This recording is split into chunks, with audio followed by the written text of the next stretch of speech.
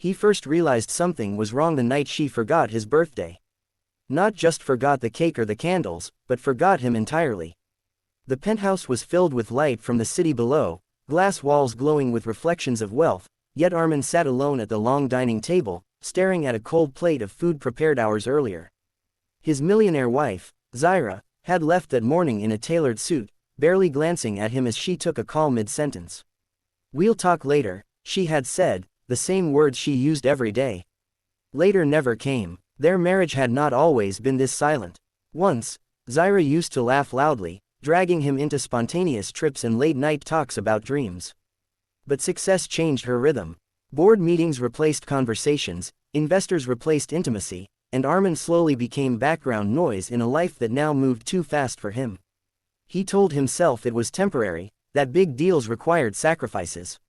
Still, the silence at home grew heavier, pressing against his chest every night. Arman worked from home, managing small freelance projects, careful not to rely on her wealth. He wanted respect, not permission. Yet each day, he felt more invisible. Messages he sent went unread for hours. Calls were declined with a short text, "In a meeting."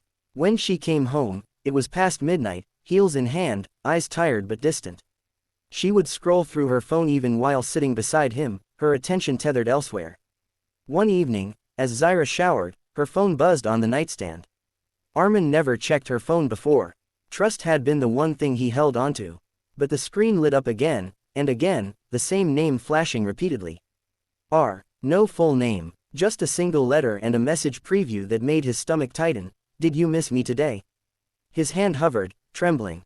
He told himself it could be business, a client, a harmless joke. Still, the ache in his chest urged him forward. He unlocked the phone using the code he'd known for years. The messages opened like a wound. Not explicit, not careless, but intimate in a way that hurt more.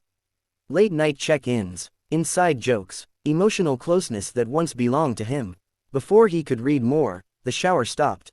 Arman placed the phone back exactly where it was, his heart racing, thoughts spiraling.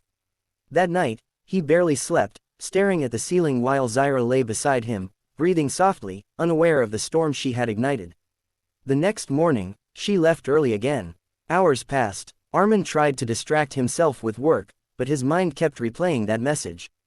Just after noon, his own phone buzzed. Unknown number. He ignored it at first, then it rang again.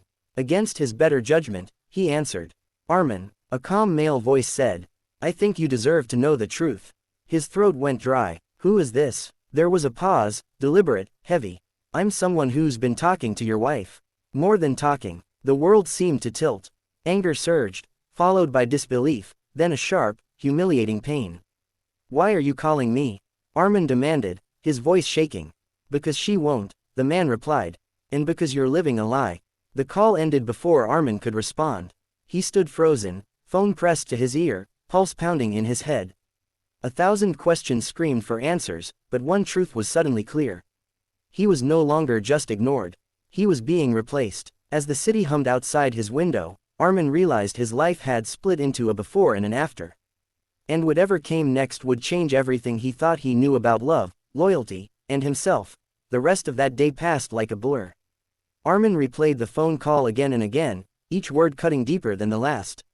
He wanted to confront Zaira immediately, to demand explanations and shout until the walls of their perfect apartment cracked. But fear held him back. Fear of hearing the truth. Fear that once spoken, there would be no way to return to the illusion he had been living in.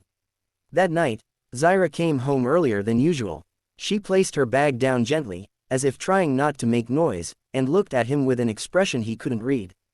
Arman noticed small details he had ignored before, the hesitation in her steps, the way she avoided his eyes. They ate dinner in near silence, the clink of cutlery sounding painfully loud. Finally, Arman spoke. "Is there something you want to tell me?" he asked, keeping his voice steady. Zaira stiffened. For a moment, it seemed like she might confess. Then she forced a smile. "You're imagining things. I've just been under pressure."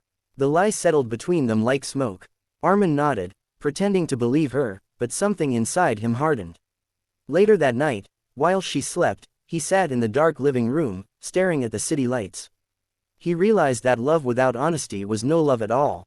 The next morning, the unknown number messaged him again. We need to talk. Face to face. Arman's hands shook as he read it. Logic told him to ignore the man, but his heart demanded answers. After hours of hesitation, he replied with a single word, "Where?" They met in a quiet cafe far from Zaira's usual circles. The man was younger than Arman expected, well-dressed, confident, with the calm arrogance of someone used to winning. He introduced himself as Ryan. He didn't look like a villain, and that somehow made everything worse. "I never meant for it to go this far," Ryan said, stirring his coffee. "But Zaira and we connected." Arman clenched his jaw. "Connected how?" "She listens to me," Ryan replied honestly. "She talks about you too. About how lonely she feels." Lonely. The word echoed painfully. Arman almost laughed. He had been there every day, waiting, hoping. Yet he was the one left unseen.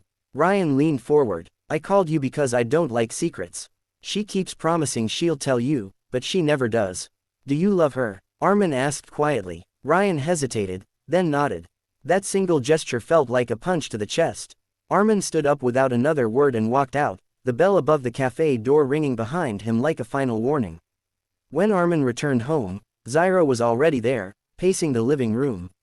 "Where were you?" she demanded, her voice sharp with suspicion. "Finding the truth," Arman replied. Her face drained of color. "You met him, didn't you?" The confession spilled out after that, late nights filled with conversations, emotional dependence, promises she hadn't realized she was making.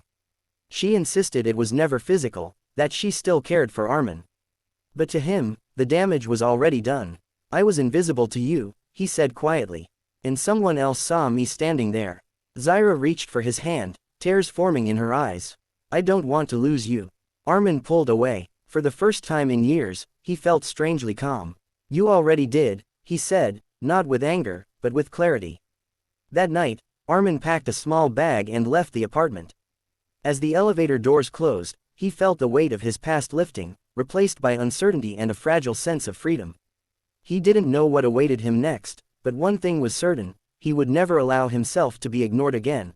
Arman moved into a small rented apartment on the edge of the city, far from glass towers and silent luxury. The first few nights were the hardest.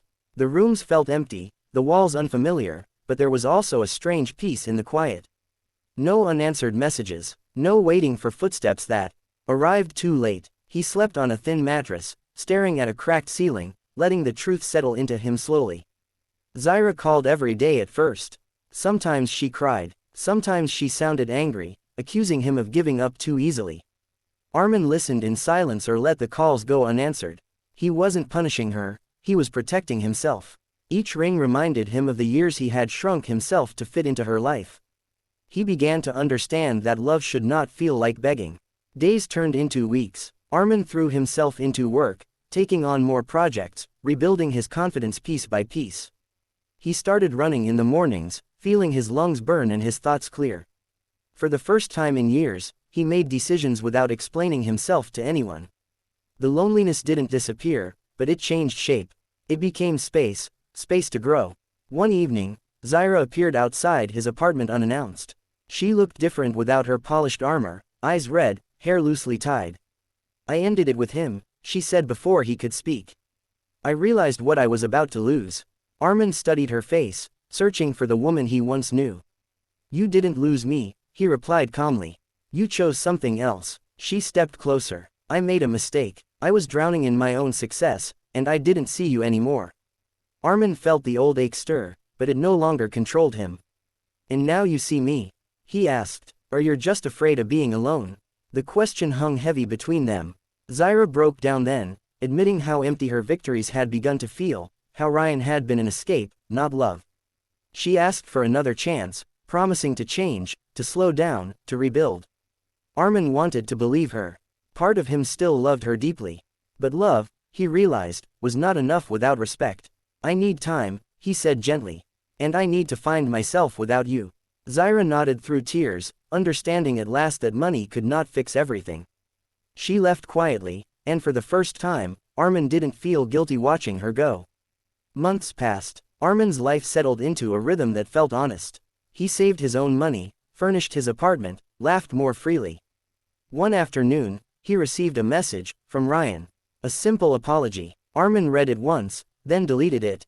Closure didn't need a conversation. On a rainy evening, Arman and Zaira met again, this time by mutual choice. She spoke less, listened more. She had stepped back from her endless grind, learned to be present. They walked side by side, not touching, sharing silence without tension. I don't expect forgiveness, Zaira said. I just want to be better, with or without you. Arman looked at her and smiled softly. That's all I ever wanted for both of us. They didn't promise forever. They didn't rush back into old patterns. Whether they would reunite or part forever remained uncertain. But Arman had already won something far more important than a marriage, his self-worth. As he walked home alone that night, rain cooling his skin, Arman felt steady. The message that once drove him crazy had broken him open, forcing him to see the truth. And from that fracture, a stronger, clearer version of himself had finally emerged.